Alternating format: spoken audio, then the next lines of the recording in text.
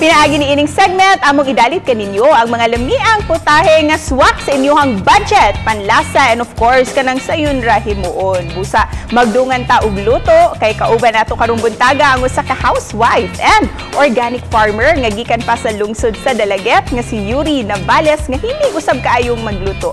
Busa sayran takot unsa ang iyang putahe nga iyang ikadalit kanato karon. Daghang salamat ka pusong Cecil. O ang ato ang menu for today is ginataang kalabasa.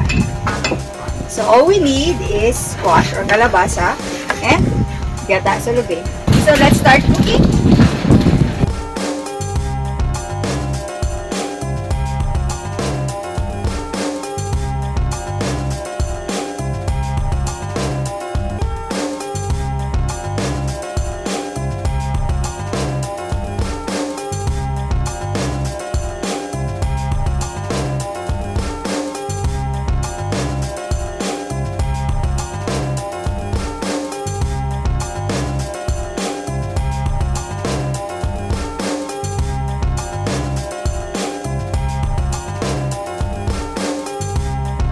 So after ma-simmer for like 2 minutes or 3 minutes, ready na ang atong soup.